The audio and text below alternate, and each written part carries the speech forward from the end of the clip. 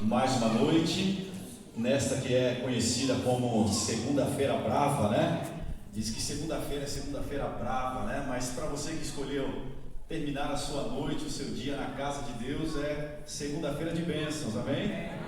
Quantos trabalharam hoje? Deixa eu ver as mãos aí. Olha só, quantos estão de férias, não fizeram nada, ficaram tranquilo em casa? Deixa eu ver as mãos. E os demais fizeram o que da vida hoje? Nem trabalharam, nem ficaram de férias, ficaram normal, em casa mesmo. Que benção, que benção. Que bom é podermos estar na casa do Senhor. Que bom é podermos terminar a nossa noite assim, cantando, meditando na palavra de Deus, ouvindo os conselhos de Deus para a nossa vida e para a nossa experiência. Para você que está vindo na primeira noite dessa semana, estamos numa semana especial de oração, onde nós estamos falando sobre as 7 verdades sobre o orgulho. Se você está vindo pela primeira noite, nós gostaríamos de fazer uma recapitulação, né? No primeiro dia, que foi o sábado pela manhã, nós falamos que o orgulho, ele é o quê? Vamos ver se vocês estão bons de memória. É o pior pecado. Nós falamos sobre isso. Ontem nós falamos que o orgulho é cego. E hoje, a terceira verdade que eu preciso apresentar a vocês sobre o orgulho é que o orgulho é competitivo. E esse é o tema dessa noite. E como temos feito em todas as noites, nós vamos convidar os nossos jovens para que eles possam completar aqui a nossa cruzada. E cada dia vai aparecendo uma palavra aqui, né? Completando aquilo que o orgulho é e aquilo que nós não podemos ser. Porque cada palavra aqui tem que ver com aquilo que nós não podemos assimilar na nossa vida. Nós precisamos vencer pelo poder de Deus. Então hoje a terceira verdade é que o orgulho ele é competitivo e é sobre isso que nós vamos falar nessa noite. Preparados? Vamos meditar na palavra do Senhor. O orgulho é competitivo. O orgulho não está interessado apenas em se tornar rico. O orgulho está interessado em ser mais rico do que os outros. O orgulho é aquilo que você sente quando está tudo bem com o seu carro, ele está funcionando, está tudo certinho, mas de repente você percebe que o seu vizinho trocou de carro, ou o seu familiar trocou de carro, ou um amigo seu trocou de carro, e aí você olha para o carro do seu amigo, você olha para o carro do seu vizinho, e aí você olha para o seu carro, que até então estava tudo bem com o seu carro, e você pensa assim, puxa vida, eu acho que não está tão bem o meu carro, né? Eu acho que eu preciso também trocar de carro. O orgulho tem que ver com essa competição.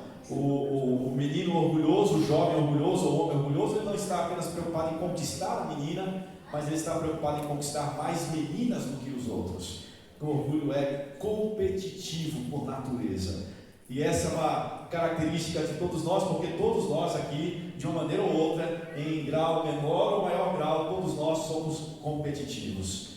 A competitividade é a capacidade de um indivíduo ou uma organização alcançar o seu objetivo melhor e primeiro do que os outros. A competitividade separa os bons dos ruins, os empregados dos desempregados. É aquela linha que separa os vencedores dos perdedores. Essa é a competitividade e ela apresenta diante de nós com algumas necessidades. Necessidade de trabalhar mais, necessidade de pensar mais, necessidade de estar sempre envolvido com alguma coisa, sempre pensando em algo, e muitas vezes nós abrimos mão de coisas importantes porque precisamos sempre estar fazendo alguma coisa, e abrimos mão da família, abrimos mão do nosso relacionamento com Deus, porque precisamos preencher uma necessidade do coração, a vaidade do nosso coração. Essa é a competitividade. Como eu disse, alguns de nós somos mais competitivos do que os outros. O mundo corporativo, o mundo empresarial vai exaltar a competitividade. O bom profissional é aquele que é competitivo. O bom profissional é aquele que, de alguma maneira, de maneira ética, né, eles dizem de a competitividade saudável, né? O bom profissional é aquele que consegue produzir mais ou terminar o trabalho primeiro do que os outros. No mundo empresarial isso é muito comum.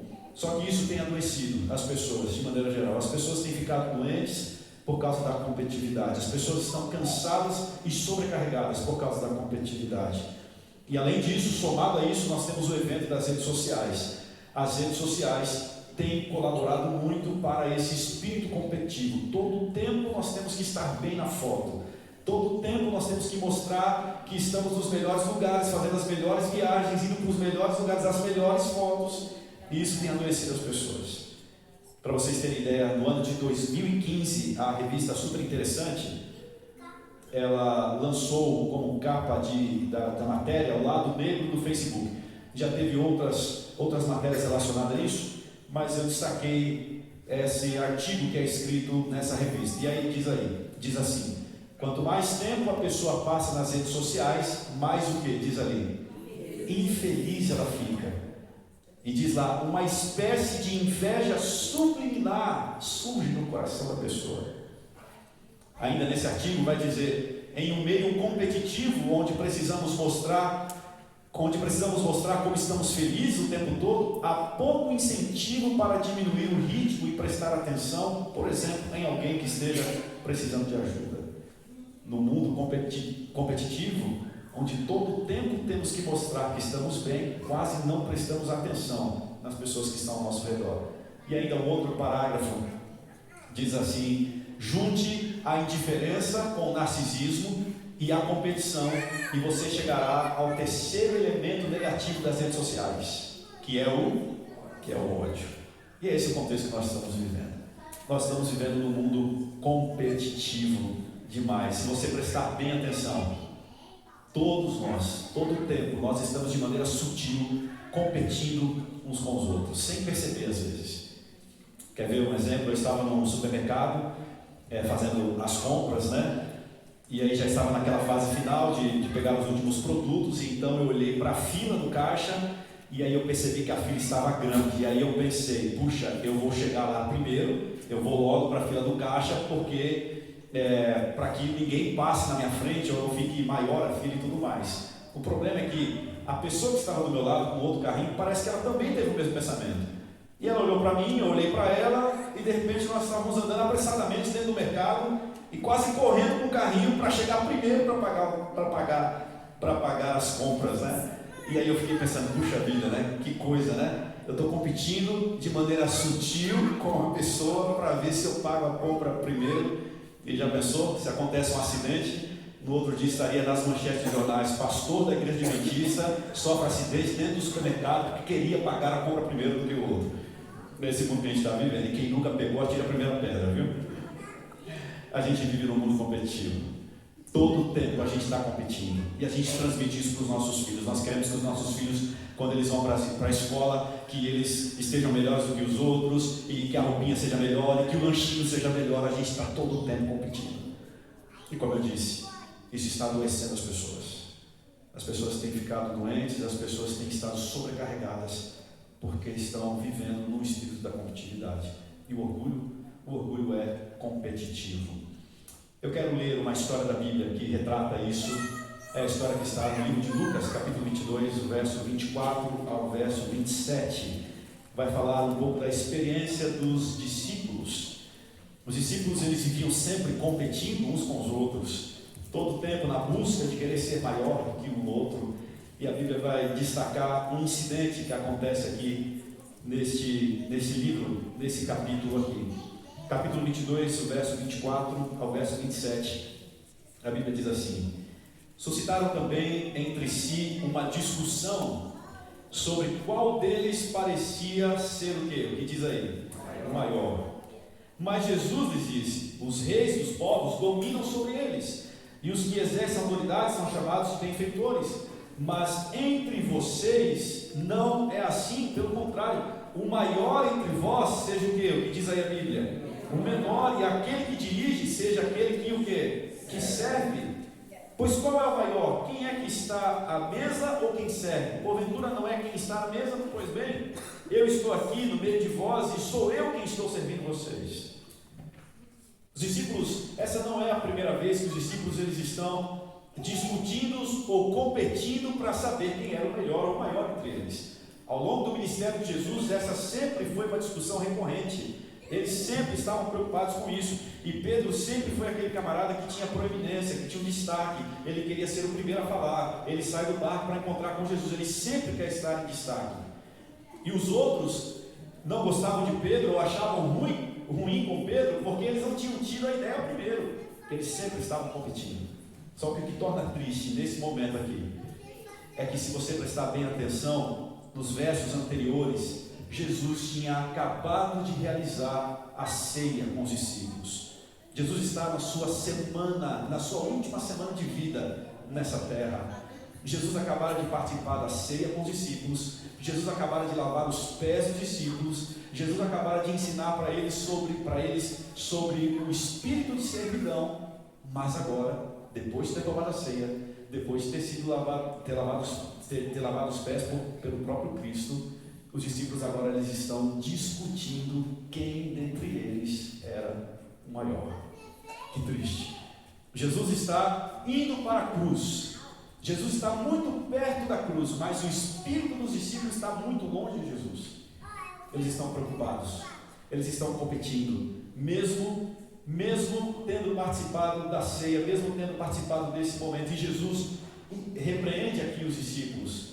Jesus ele inverte a pirâmide da grandeza. Jesus vai dizer: olha, os incrédulos que são assim, os gentios que são assim, mas entre vocês não deveria ser assim. Os romanos que são assim, na verdade, na cultura romana, os romanos eles participavam de muitos jogos e era comum a competição entre eles. E eles faziam de tudo para ganhar, coisas legais e ilegais. E Jesus está dizendo: mas entre vocês não deveria ser assim. O maior entre vocês seja o menor. O maior entre vocês seja aquele que sirva. Jesus está dizendo isso para os discípulos, e eu acredito que ele esteja dizendo isso para nós também nessa noite. Será que nós estamos vivendo sob essa perspectiva? Se você pudesse avaliar a sua vida hoje, você está vivendo na perspectiva dos discípulos, sempre competindo com as pessoas? Ou você está vivendo na perspectiva da grandeza do reino, aquilo que Jesus ensina aqui nessa história?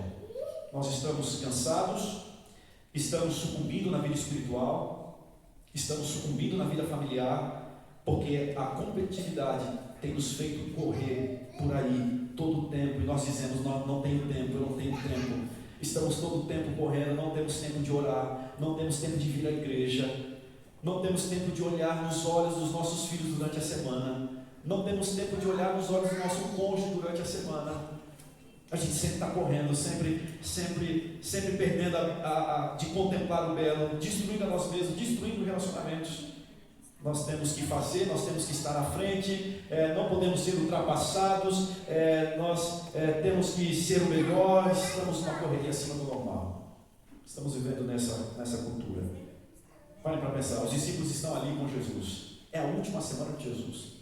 Dentro de alguns dias Jesus vai ser crucificado. Dentro de alguns dias Jesus vai subir aos céus e não mais estará com eles ali fisicamente. Mas eles estão perdendo de vista isso. Eles não estão conseguindo pensar nisso. Eles estão vivendo todo o tempo competindo e perdendo de vista aquilo que era mais importante: a presença de Jesus. O orgulho é competitivo.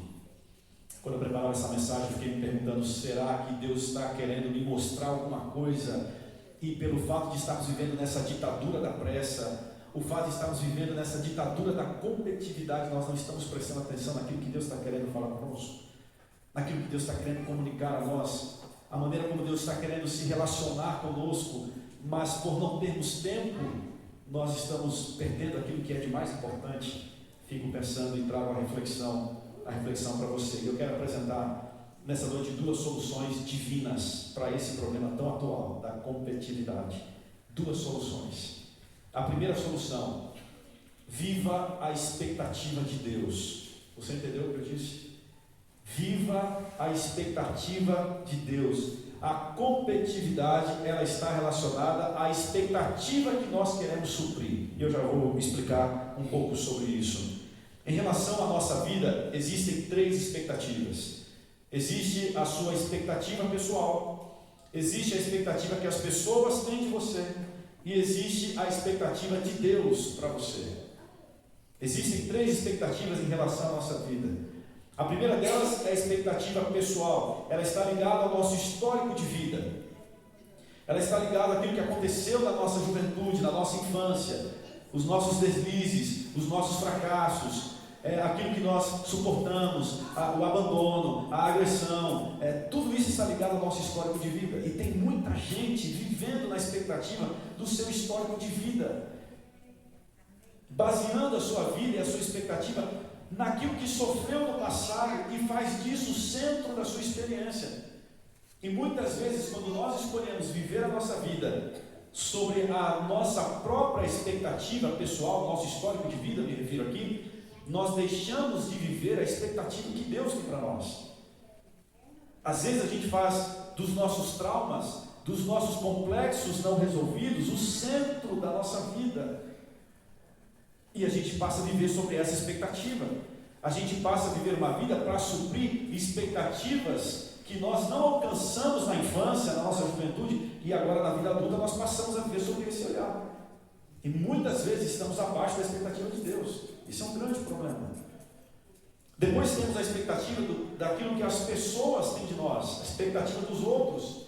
E eu preciso te dizer nessa noite, com muito carinho, se você viver a sua vida, basear a sua vida naquilo que os outros pensam e esperam de você, você não vai sobreviver. Você vai desistir. Ou você vai viver uma vida todo o tempo para agradar as pessoas, o que é pior ainda. Porque estamos todo o tempo querendo suprir a expectativa dos outros. E é aqui que nós muitas vezes sucumbimos. Porque ao invés de estarmos preocupados com aquilo que Deus pensa a nosso respeito, nós estamos preocupados com aquilo que os outros pensam a nosso respeito. E a gente adoece. Já é dito pelos estudiosos que grande causa da depressão hoje é por causa da competitividade. As pessoas estão ficando depressivas por causa desse motivo. E muitas vezes nós nos endividamos, você já deve ter ouvido isso, nós endividamos para comprar coisas com dinheiro que nós não temos, para agradar pessoas que não gostam de nós e para viver uma vida que nós não temos, porque estamos querendo suprir a expectativa que os outros têm de nós. E a primeira coisa que você precisa fazer é parar de se comparar com as pessoas. Pare de se comparar com as pessoas. Saia da raia da competição com qualquer pessoa, seja no ministério, seja na igreja, seja no seu meio de trabalho, seja na vida, seja na família. Saia da raia da competição. Não se compare com as pessoas. Você não está numa competição. Deus deu a você uma vida, Deus deu a você um propósito, Deus deu a você um dom especial, Deus deu a você uma pauta, uma agenda para ser seguida. Amém por isso? Faça o seu trabalho em nome do Senhor Jesus e não fique se comparando com as pessoas. Saia da raia da competição. Pare de olhar para as pessoas ao seu redor, pare de se comparar, pare de competir, faça apenas o seu trabalho em nome do Senhor Jesus. Nós passamos a nos preocupar demais com o que os outros pensam a nosso respeito. E aí, somado a isso, nós temos a mídia do consumismo. Somado a isso, nós temos hoje o padrão da cultura da beleza imposto pela sociedade. E quantas jovens, quantas adolescentes têm sofrido por causa do padrão da cultura da beleza imposto hoje sobre a sociedade. Quando estudava no internato, eu trabalhei na enfermaria do colégio para pagar parte dos estudos. E atendia ali muitas adolescentes e muitas jovens que faziam uso de remédios controlados porque não estavam satisfeitas consigo mesmas. Elas não estavam satisfeitas, se sentiam mal porque o cabelo não era igual ao da outra, porque o nariz não era igual ao da fulana, porque os lábios, o corpo não era igual. Há um padrão da beleza hoje imposto pela sociedade para que todo mundo tenha o mesmo formato, o mesmo tipo de beleza, mas isso não é de Deus. E o que nós temos são jovens adolescentes se comparando umas com as outras, querendo ser umas às outras e adoecendo por causa disso. Portanto, mais uma vez, não viva uma vida para suprir a expectativa das pessoas. Saia da raia da competição. Deus deu a você um propósito específico. Deus deu uma vida a você. Deus deu um dom a você. Deus deu uma agenda para ser cumprida por você. Não se compare com as pessoas. O orgulho promove a competitividade e, por consequência, promove a maledicência. No momento em que você acha que é melhor do que os outros, no momento em que você acha que a sua opinião é a única que importa, que você é incontestável, nós passamos em um meio competitivo a falar mal dos outros. E aí nós cometemos o pecado da maledicência. Portanto, mais uma vez, saia da raia da competição. Agora, existe a expectativa de Deus ao seu respeito. A sua própria expectativa, baseada no seu histórico de vida, ela não deve ser a referência. A expectativa dos outros não pode ser a referência. Agora, existe a expectativa de Deus. Deixa eu dizer algo para vocês, com muito amor e carinho. Quando Deus olha para você aqui nessa noite, Deus ele tem uma expectativa para a sua vida. Quando Deus olha para você, Deus ele espera algo de você. Ele criou você por um propósito especial, específico. Ele tem uma expectativa para você. Quando Ele olha para você, quando Ele olha para a sua vida, Ele espera algo de você. E o que Deus espera de você é o seu coração, é a sua entrega. Ele espera que você viva os propósitos que Ele planejou para a sua vida, que é único para você. A gente precisa entender isso. Olha para a história de Davi. O profeta, Deus pediu para o profeta ir lá na casa de Jessé, pai de Davi, para ungir o próximo rei de Israel. E quando o profeta Samuel, ele chega até a casa de Jessé, a Bíblia diz que o pai de Davi começa a apresentar os irmãos. E Samuel olha para o mais velho e diz: eu acho que é esse, é bonito, é alto, é forte, tem tudo para ser um rei. E Deus fala: não é esse. Então vem o segundo: não é esse. Vem o terceiro: não é esse. Não há nenhum filho aí mais, não há mais ninguém. E aí olha a fala do pai. O pai diz: tem um mais novo que está lá cuidando das ovelhas. Deus viu em Davi o que nem o pai dele viu nele. Você consegue entender isso? Deus viu em Davi o que nem o profeta, o homem de Deus, havia enxergado nele. Deus tinha uma expectativa para a vida de Davi. Deus, quando olhou para Davi, pensou em Davi em algo especial. E assim é com você, e assim é comigo também. Quando Deus olha para você, Ele tem algo especial. Quando Ele criou você, Ele pensou em algo especial. Talvez nem seus pais sabem, talvez nem sua família sabe, talvez nem as pessoas melhores intencionadas de Deus sabem, mas Deus tem algo especial para você. Porque a expectativa de Deus, esta é a única que importa, que deveria importar para a nossa vida. Não há decepção, não há frustração quando nós vivemos a nossa vida para suprir a expectativa de Deus.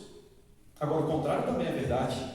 Se você passa a viver a sua vida para suprir a expectativa dos outros ou a sua própria expectativa, você vai ser uma pessoa frustrada na vida, sempre amargurada, sempre reclamando, sempre se queixando, sempre se comparando, sempre competindo. Quando você sabe quem você é em Deus, já não importa mais o que os outros pensam a seu respeito. Já não importa mais o seu histórico de vida, ainda que ele tenha sido favorável ou desfavorável, não importa. O que importa é o que Deus pensa ao seu respeito. Portanto, o meu conselho a você, querido jovem, a você, querido irmão, mude o foco, olhe para o Senhor, entregue o coração ao Senhor, viva a expectativa de Deus para a sua vida, não viva a expectativa dos outros, não deixe ser influenciado pelo seu histórico de vida, corresponda àquilo que Deus espera de você.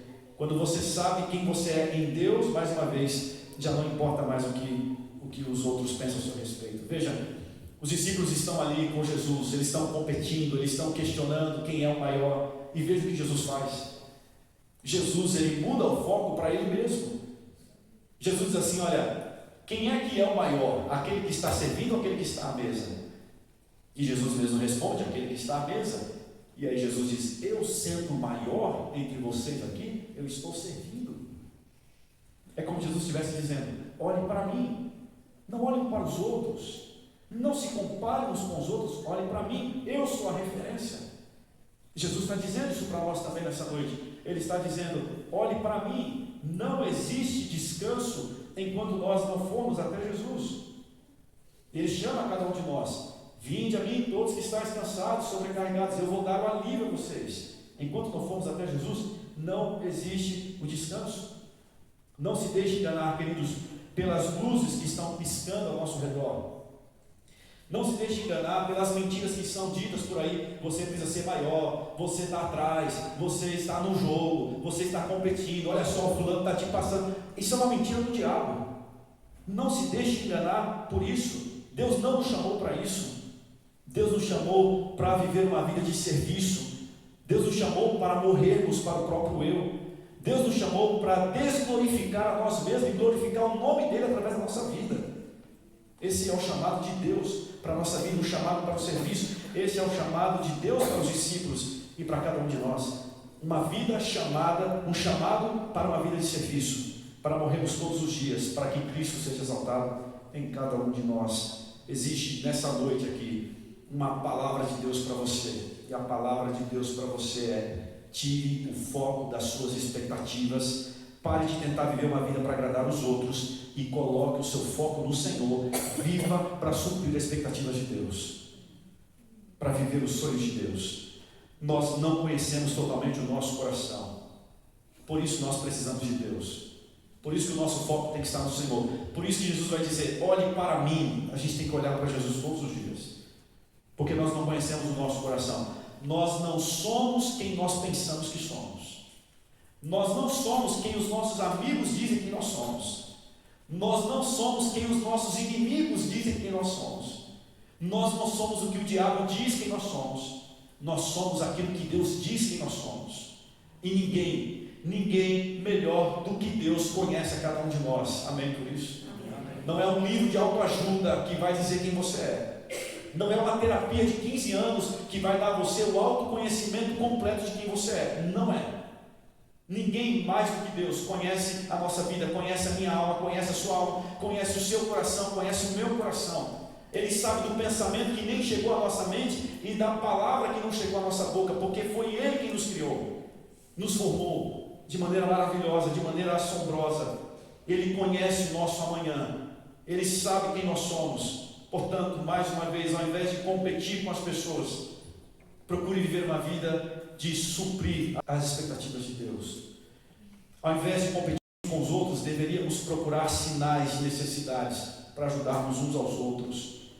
Aos que convivem conosco, muitas vezes nós estamos competindo e estamos falando de ajuda humanitária para as pessoas que estão distantes de nós. Já parou para pensar nisso? Tivemos o incidente no Rio Grande do Sul e das chuvas e tudo mais, e de repente todo mundo queria ir para o Rio Grande do Sul para ajudar o Rio Grande do Sul. Tudo muito bom, tudo muito bonito. Mas quantas pessoas estão ao nosso lado todos os dias e a gente está competindo com essas pessoas e não estamos ajudando essas pessoas? E aí, nesse livro que eu tenho citado, eu citei ontem esse livro de C.S. Lewis, Cartas de um Diabo para o Seu Aprendiz. Uma das estratégias do diabo, ele vai dizer, olha só o que ele diz aqui: o negócio é direcionar a malícia para os vizinhos, com quem ele topa todos os dias, e transferir a sua benevolência a circunstâncias remotas, dirigindo-a a pessoas que ele nem conhece. Assim, a malícia se torna totalmente real, e a benevolência, em grande parte, imaginária. Está entendendo qual a grande estratégia do diabo?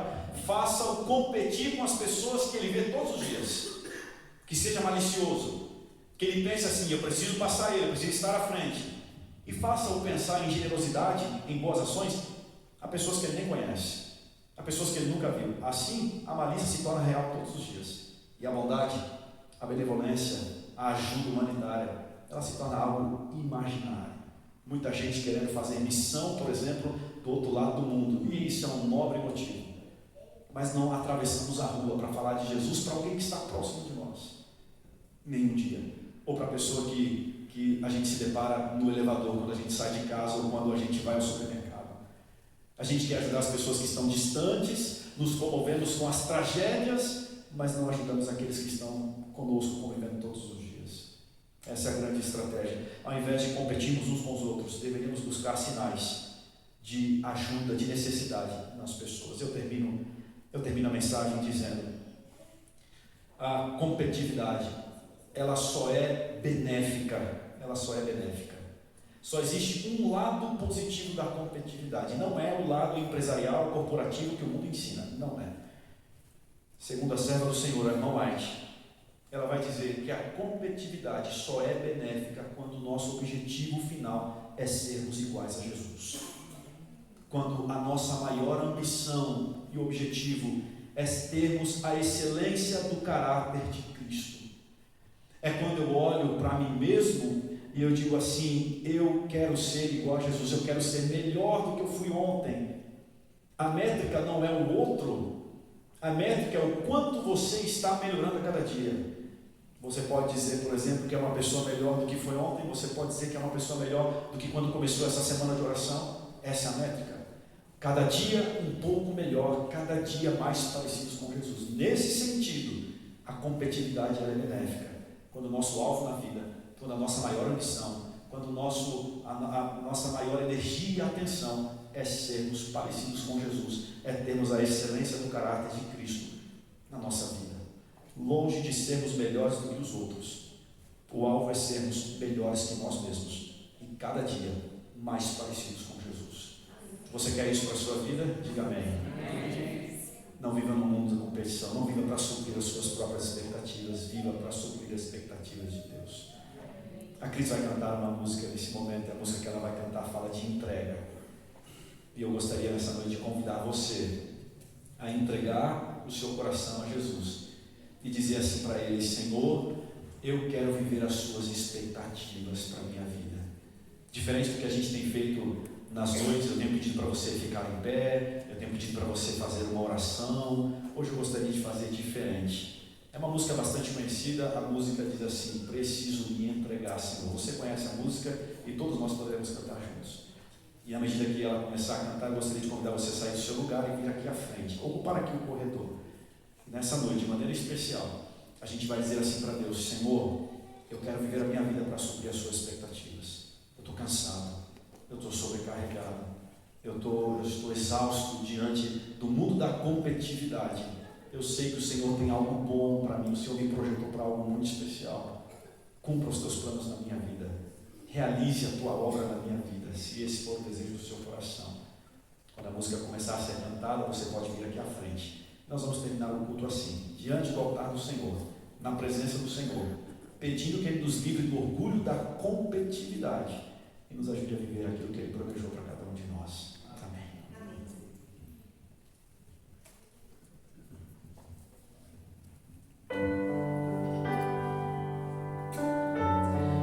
Saia do seu lugar, vem aqui à frente, junte-se a mim e vamos pedir isso para Deus.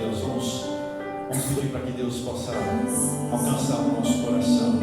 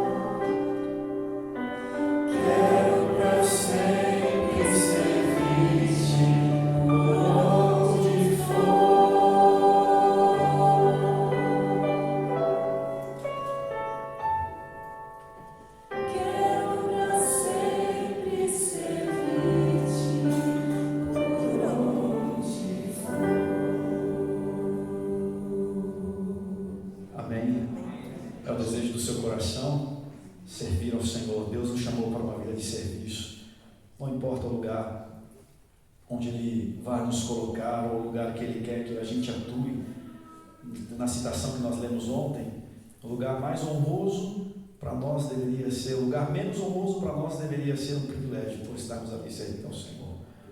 Que vivamos uma vida de serviço ao Senhor. Pare de tentar suprir as expectativas das pessoas, do seu histórico de vida. Esquece, você não é o seu histórico de vida. Você é aquilo que Deus diz quem você é aquilo que Deus planejou para você ser. Vamos pedir isso para Deus nessa hora. Querido Deus, querido Pai, nessa noite, a nossa gratidão, Pai, porque o Senhor nos criou de maneira assombrosa, diz a Tua Palavra. A Tua Palavra diz no Salmo 139, no verso 16, que todos os dias da nossa vida foram escritos no Teu livro, quando nenhum deles ainda existia. O Senhor nos criou por um propósito especial. E nós queremos nessa noite entregar a Ti o nosso coração, como acabamos de cantar, entregar a nossa vida para que possamos os próximos dias da nossa existência nessa terra vivermos unicamente para suprir as Tuas expectativas ao nosso respeito. Aceita a nossa entrega aqui, aceita, Pai, a nossa decisão, aceita, Pai, escuta, Pai, o pedido de ajuda que é feito no silêncio, o pedido de socorro que é feito em secreto nessa hora, e atenda e socorra conforme a Tua boa e bendita vontade. Nos leve de volta para os nossos lares nessa noite e nos traga aqui amanhã para mais um encontro com a Tua Palavra. Livra-nos do orgulho, cura-nos, Pai, do orgulho. É a nossa oração e nós a fazemos no nome de Jesus. Amém. Amém. Olhe para a pessoa que está do seu lado, diga para ela: você é meu irmão ou você é minha irmã, e nós vamos juntos para o céu.